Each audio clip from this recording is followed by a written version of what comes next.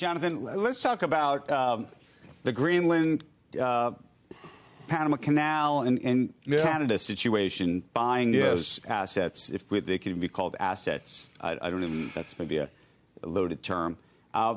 We just saw that there's a congressman who's now has a bill to give Trump, I guess, permission or allowance from Congress to go try to negotiate on behalf of the U.S. government for these things. What is your sense of the realistic nature of any of these things? And also, I think what we were debating was just, it's one thing to go try to buy something. It's another to try to either coerce them economically and or with military force, and sort of how that's even thought about in this administration. Well, first of all, you start with why Trump won the election.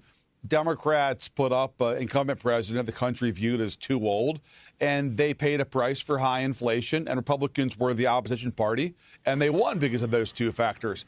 It wasn't because the former president was vowing to do a McKinley TR-style territorial expansion. So this is not what Trump ran on.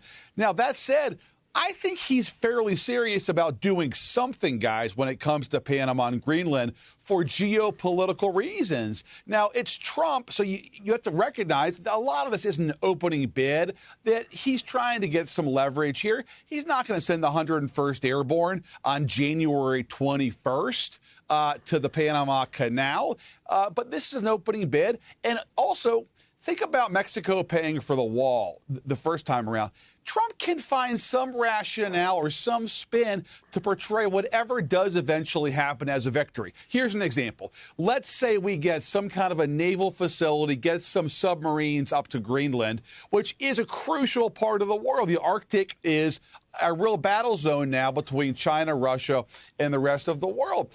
Trump would declare that victory in a heartbeat, saying we now have an important military footprint. Our great submariners are going to be patrolling the Arctic from our new Donald J. Trump naval facility in Greenland. He claimed victory on that. So I don't think necessarily you take him literally, guys, but you take him seriously. All right. Who was Michelle Obama mad at? Because she wasn't at the funeral, you mean? She wasn't there at all. She wasn't there at all.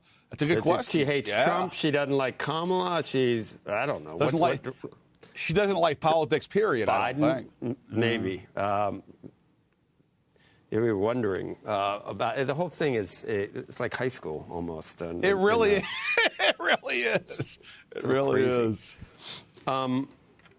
Go ahead. I was going to. No, I already forgot what I was going to talk about with the. I was going to go to a totally different topic before we go, Jonathan, which is these wildfires in California, and the federal budget, and using federal money to rescue folks who, frankly, do need it. But what do you think is going to happen long term under Trump?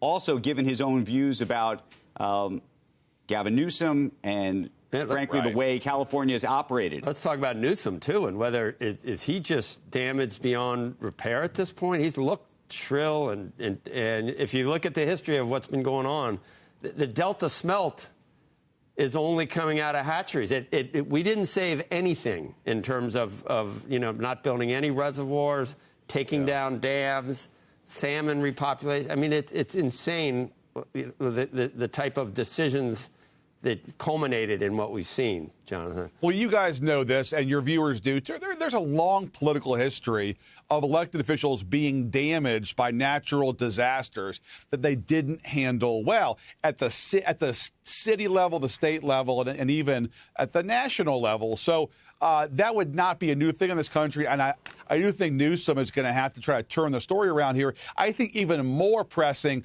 is Mayor Karen Bass, who I think takes a big chunk of the blame right now. It doesn't help that she was out of the country when this thing got out of control.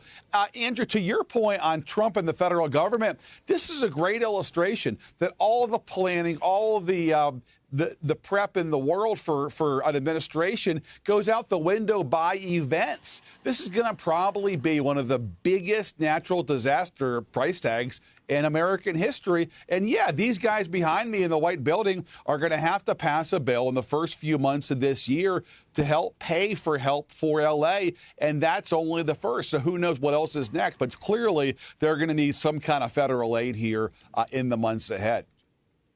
Okay, Jonathan, great to talk to you. We'll do some more lip reading next time.